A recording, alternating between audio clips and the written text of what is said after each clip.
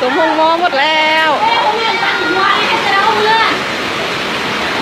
บ้านอันนี้เราใช้อะไรครับยายมาวัดยายฮะเด้ยายอยู่ตรงรถแม่ต้องมาเอาอ่ะ วัดเด้ เอาไปต้องไปขนมพูเลยสีส้มนั่นน่ะนี่กระทงดอกลูก อ๋อ มั่วก็ได้ขนมมั่วเป็นเรื่องมั่วไอ้ตัวน้ำตาลอะไรพี่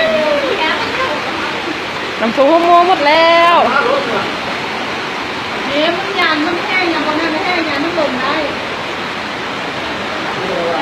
น้องแช่ลงสิใส่หลอกคอได้ผู้มาลูกใส่หลอกคอไหนข